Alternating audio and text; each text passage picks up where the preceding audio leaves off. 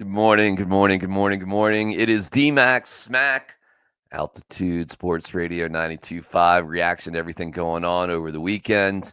It's a nightmare scenario in terms of scoring for the Nuggets where they had the lead and they blew it despite an exciting game on Friday. It's Bud Black getting the heave-ho along as well as some guy named Mike Redmond. He's gone too, and some dude named Warren Schaefer is running the show. We'll get to those details here in a little bit. The Broncos had a rookie mini camp where everybody is in love with RJ Harvey's thighs. And Mikko Rantanen continues to break our hearts. All of it coming up here, as well as your reaction, and love to see what you've got to say in the comment section. Throw it in there, my friends, and we'll get to it. Make sure you like and subscribe to the Altitude Sports Radio YouTube channel because that's just what you do. All sorts of incredible content is here for you all of the time about all of Denver sports. We're brought to you by our great friends at Journey Spice. Journey Spice is always by my side. It makes your food taste so delicious. No salts, no sugar, non-GMO. It is absolutely delicious. And it's so easy. Environmentally friendly, no stupid plastic, flavor in, plastic out, my friends. You just pinch the top, comes right off. This is a little Sicilian seasoning, goes great on pasta, bread dipping, seafood, whatever you need. The top goes right back on, and you're set. More on Journey Spice in a little bit. We'll hear from our great friend, Andon. It was so bad yesterday that Rocky was shooting better than the Nuggets.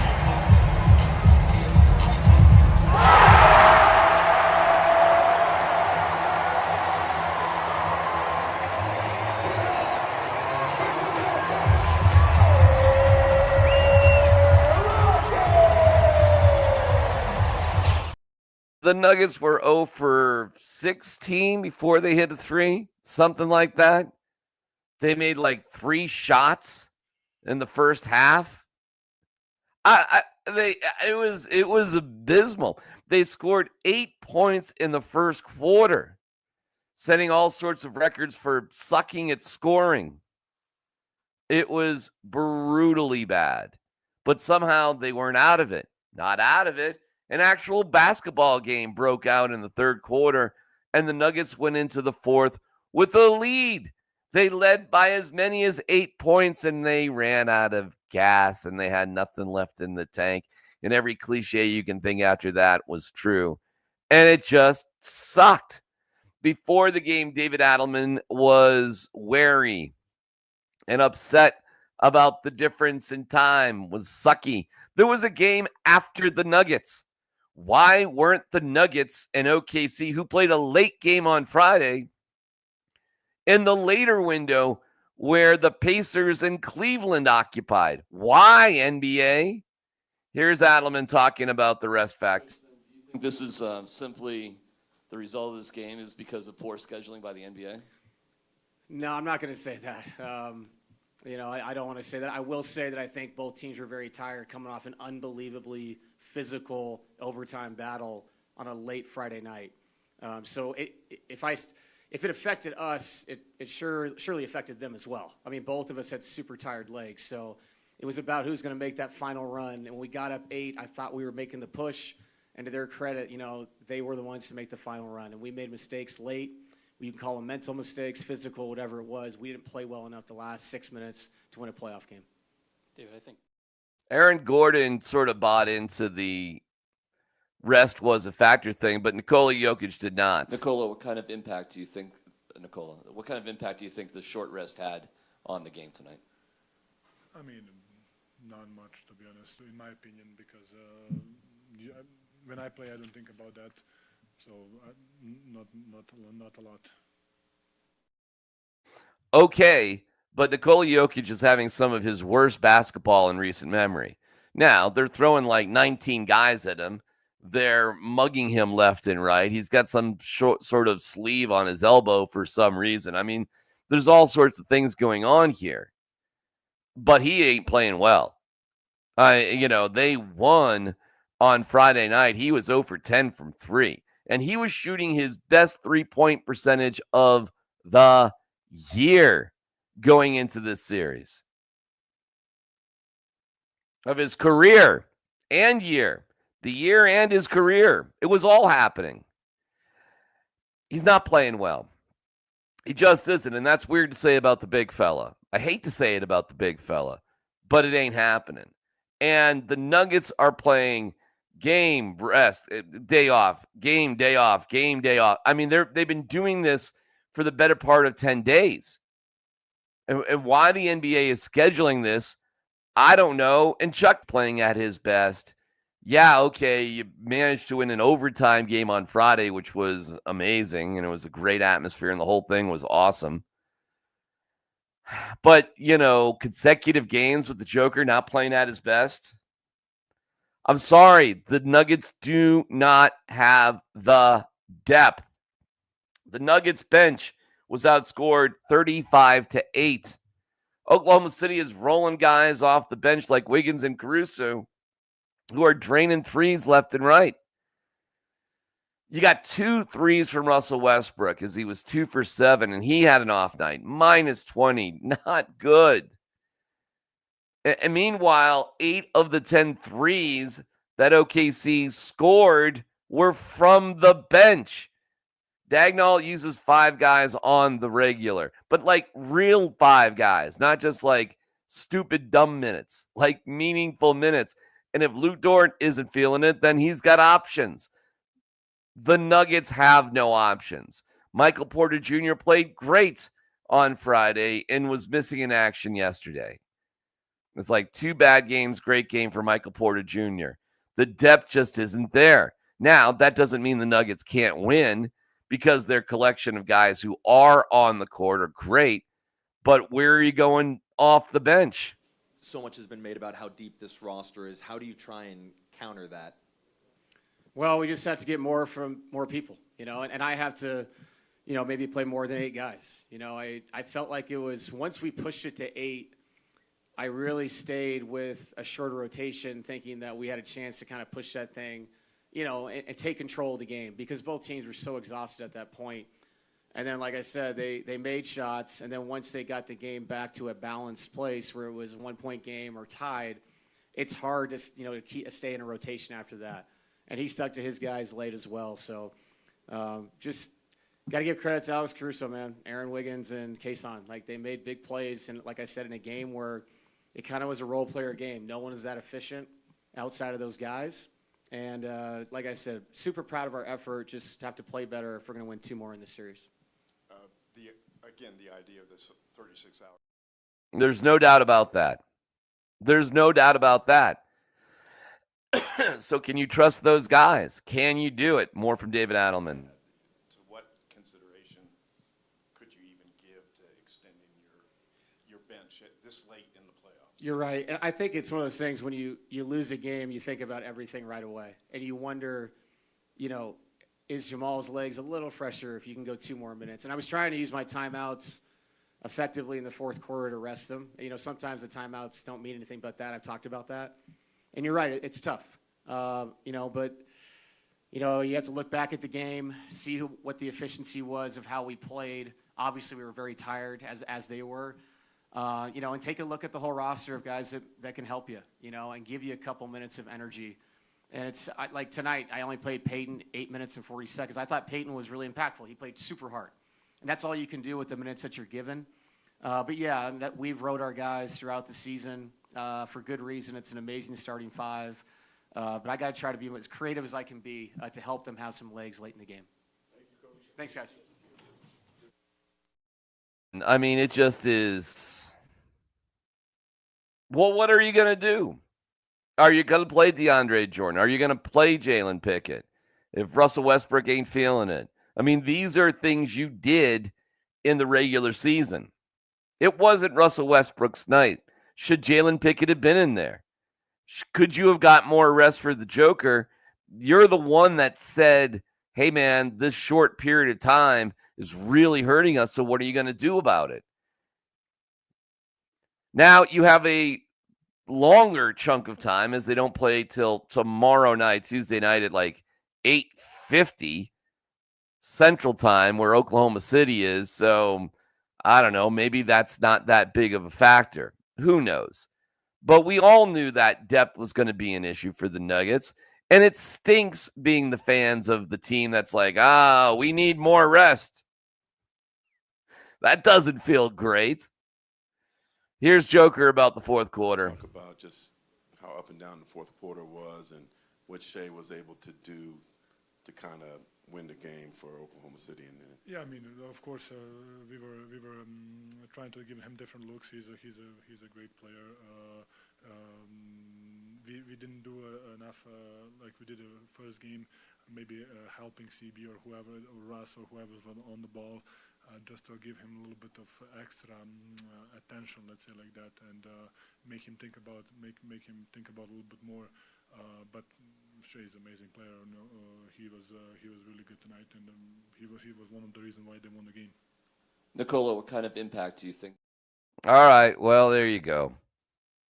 In terms of the rest of the series, Jamal Murray said afterwards, this isn't a funeral, and was kind of laughing about it. Okay. It's all tied up at 2. It's the best 2 out of 3. You've got to win at least one more in Oklahoma City. You got to close the deal at home. And there is, amazingly, a 2-day break between Game 6 and Game 7, but not until then. And for those that were counting on going to see Katy Perry Thursday night at Ball Arena, life is a paper bag. You're just going to be blown somewhere else off to the side. That didn't sound good. All right, here is Joker talking about the rest of the series.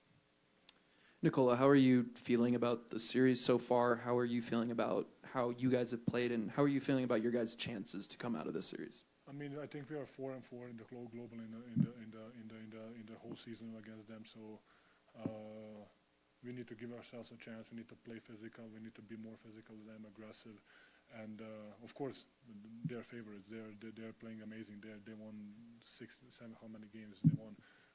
But we need to give ourselves a chance to be close and to be like up and to just to give ourselves a chance to win a game. Nikola. All right. Freshly shorn and ready to go, hopefully. But it's not been great for our guy, Nikola Jokic. It's been rough, despite having 27 points. But he's got more turnovers than assists, averaging. That ain't good. It's been rough. 7 of 22 for Nikola, 2 of 8 from 3. Shot okay from the free throw line, 11 of 14 with 13 rebounds.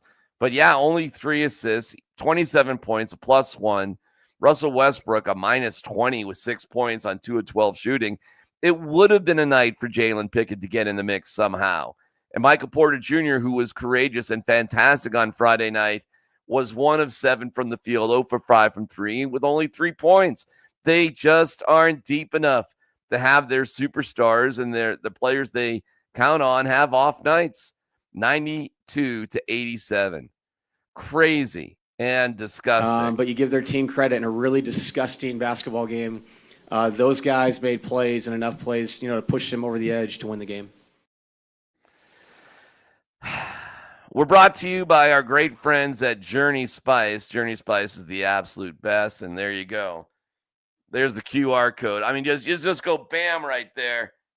Right there. And it takes you to Journey Spice. You can save 10% using the code 10Nuggets. That's the easiest thing to do. Just hit that for Journey Spice. This is out there. Blah, blah, blah, blah, blah, blah, blah, blah, blah, blah, blah. We suck. Bud Black is fired. Also, Mike Redmond is gone too. This is how the Rockies announce things.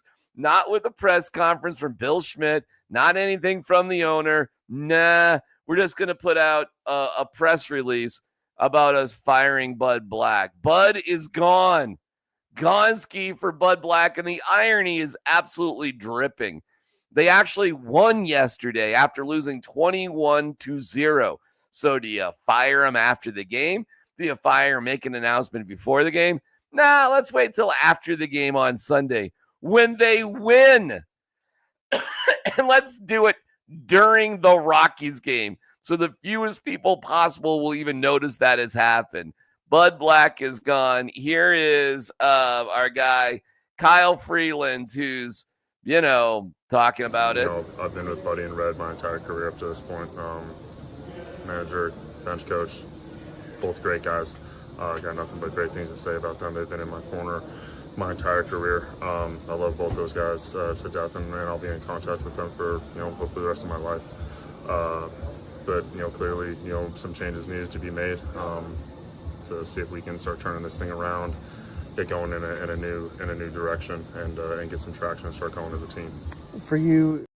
All right, well, there you go, Marquez, who actually pitched great yesterday. Beside the fact that you had a nice bounce-back performance today, I'm sure that's overshadowed by the news that Buddy got fired. What are your emotions right now? I mean, it's kind of sad. I've been with Buddy, from 17. Yeah, me, Kyle, Sansa, Ryan. It's kind of hard, man. Spend a lot of time, a lot of years with that guy, a lot of buys, up and downs. It is what it is, kind of baseball like this, and we have to keep moving forward. When did you find out? Was it after the game? Yeah, baseball's like this. You got to win games eventually. Listen, I'm laughing at some of the people that say, oh, it's not Bud's fault. You made a mistake. And not Bud. You're not. People that are saying that aren't watching these games. I know they're not. I know they're not. I don't think they're not. I know they're not. And they haven't been paying attention for the past couple of years. Now, listen, I'm not saying that's a bad thing. It's an understandable thing. The Rockies have been garbage. Why is anybody paying attention?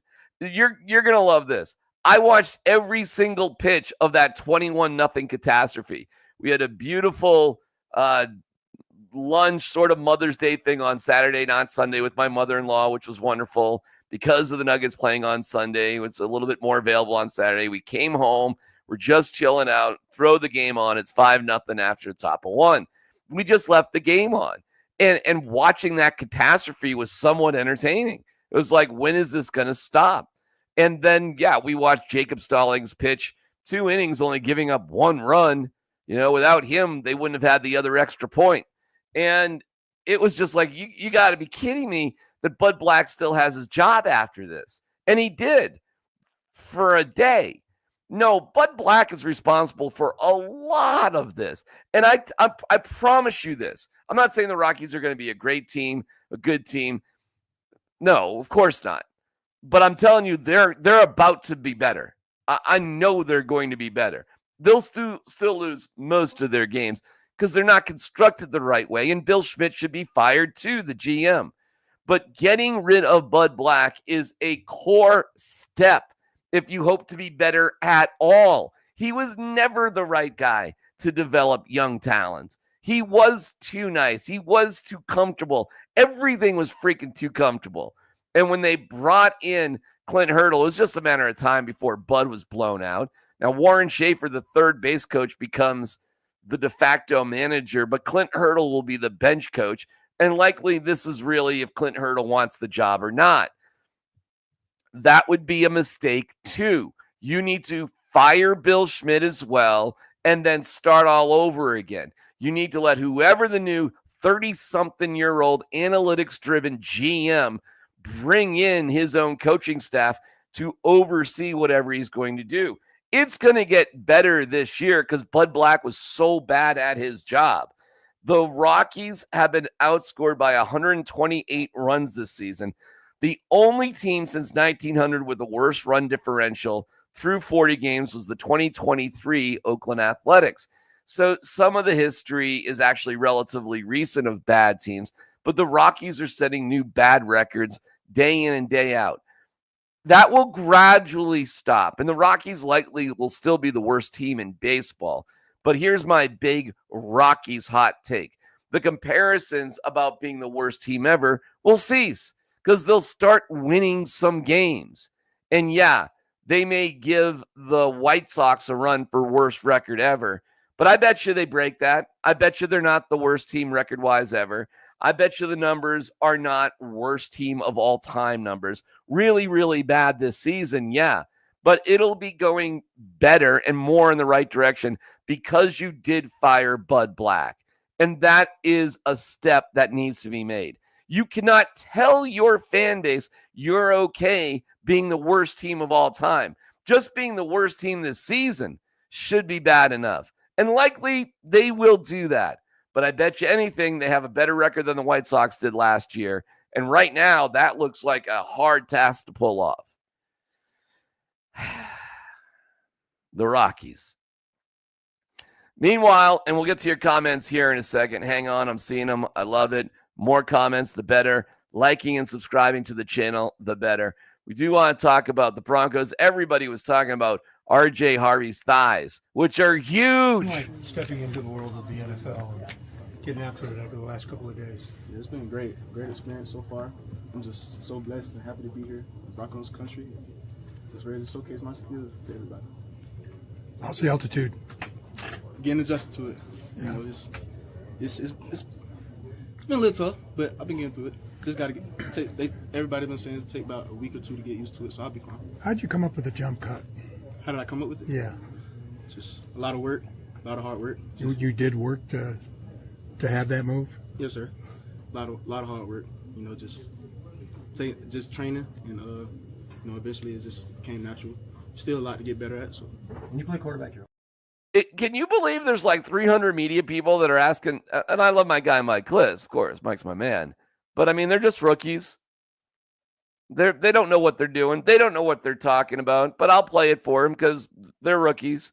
Jade Baron. Like just practicing in the pros for the first time. I mean, any jitters or just routine, or how would you describe it? No, it's just fun to be out here, you know. Last time putting on a helmet was a long time ago, so I'm just enjoying the process. But it's good just learning information, taking the information in from all the coaches and things like that. But I'm just blessed, truly blessed. So far, quickly coming from obviously playing at the college level, what's been the biggest transition so far in your first just couple of pro practices? I'm just adjusting, you know. I'm trying to learn the play schemes and things like that, the concepts that the offense are running now at this level. A lot of different motions, a lot of different shifts and things like that. So I'm just adjusting it and putting it into my game. What's your main takeaway from the coaches thus far? They're going to push me. They continue to push me, and everybody on board. They're continuing to pushing us. And I told the corners today, just taking a moment and just be committed to the process, what you're doing, not being attached to the results. Everybody don't get these opportunities to come in here to have a rookie mini camp. So just take the most, taking it for granted. Thanks to our pal Rachel Vigil for gathering that and being out on the scene. Rachel does an incredible job, and she's the best. Broncos mini camp. Now the Broncos have some time off, sort of. OTAs get going, and the next media availability for the Muggles isn't this weekend, but the weekend after. So, and then it's quick. June 12th is the last day of Broncos OTAs and mini camps, and that's it until training camp. It's been going on. The players have been there. It just hasn't been available to the Muggles. So we'll take any scraps we can get. A little bit from Savion Jones for you. Like just astonished because just being able to see, a lot of people talk about be a pro, but to actually be a pro is a whole different thing. Mm-hmm. Putting on the helmet for the first time, what did that feel like? I'd say it was just soaking in a whole new experience. You're not putting on the college helmet that you've been wearing for 4 years. You're putting on an actual NFL team helmet, and just knowing that that's happening is just, a great experience. Well, right on, man. I'm always excited for the young guys to be part of the thing, and we'll see as we go who has what impact. George Payne and Sean Payne were actually front row for the Nuggets game, so they got time, and you see some Broncos players around. It's a pretty cool time of the year for sure. So right on, Broncos. Glad that you're getting going. Glad that the rookies are out there. No big news. It's just a practice. Everybody's got their tongues wagging about Shadur Sanders out there in Cleveland. I don't have such breathtaking information because we went through that last year with quarterbacks. It's a more settled sort of time. Watching Barron cover receivers isn't as interesting as a quarterback, but it's okay. We're fine with that because the big drama is done.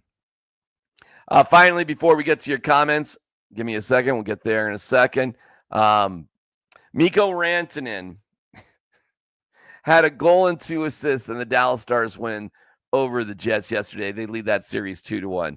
Players in NHL history to record 9+ goals and 8+ assists over a 6-game span in the playoffs. Mikko Rantanen and Wayne Gretzky. And that's it. Make sure you like and subscribe. DMac Smack is there for you. We're brought to you by our great friends at Journey Spice. More about Journey Spice here in a heartbeat. Let's go. Yo, DMac, let's hear about the Broncos. Well, I just gave it to you. It's good. It's all good. Harvey looked good, and Barron looked good. Everybody looked good. There was really no drama. There were really no injuries. There was just, a lot of goodness out there. I wish I had more details for you, but there's not really more details about it. Why are other teams getting 2 days rest? Jim, I have no idea. We should break on through to the other side of rest. No clue. Nobody knows why. It doesn't matter. Don't put Jordan in, please.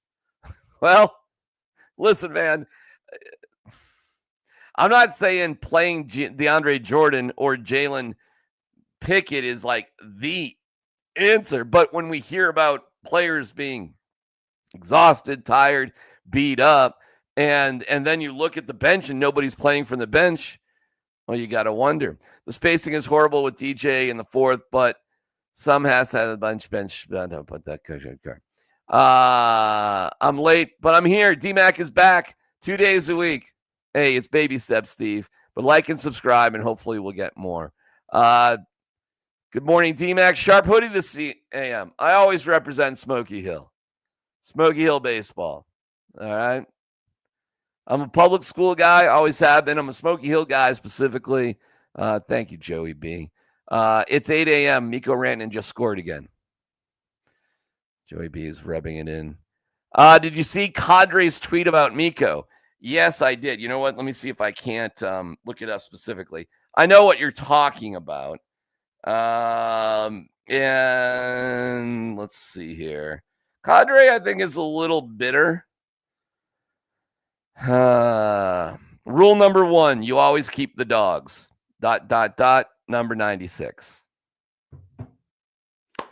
Listen, man, it's a tough thing to have to deal with as an Avs fan. No doubt about it. Huey, glad to see you again. Glad to be here. Yeah, we're on a couple times a week, Mondays and Thursdays. We'll see where it goes from there. But we want to thank our great friends at Journey Spice. They are the best.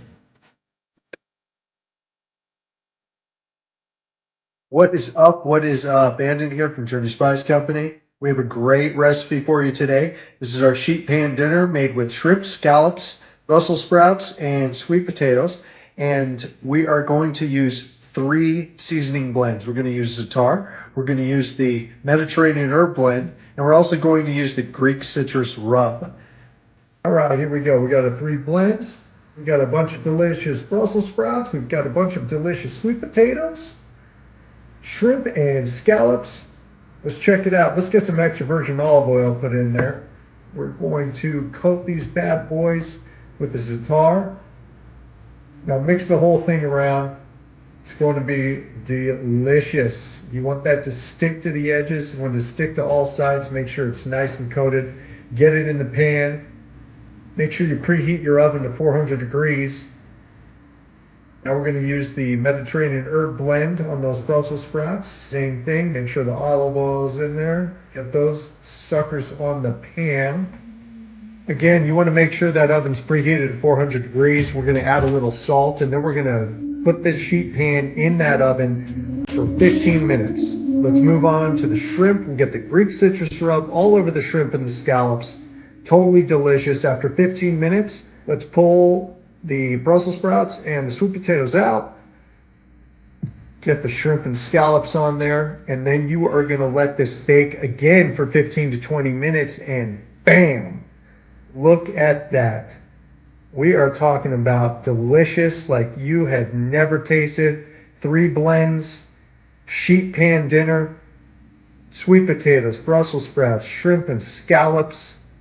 Who could ask for anything more? It's unbelievable. You're going to love it. And there you have it, guys. The sheet pan dinner with shrimp, scallops, sweet potatoes, and Brussels sprouts. And again, we're using the za'atar, the Greek citrus rub, and the Mediterranean herb blend. So this is just one example of how you can get everything in one dish. You don't have to be a cook. You just have to love food. So there you go. Journey Spice Company. Check us out on Amazon.com. It's flavor in, plastic out. You're going to love it.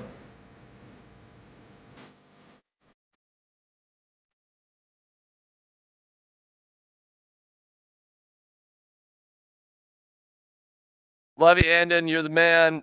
Journey Spice, check it out. They are the absolute best. And there you go. Okay, folks. Take a deep breath. Changes here with the Rockies. Like Jamal Murray said, it's not a funeral. So it's the best 2 out of 3. And if you're a Katy Perry fan, sorry.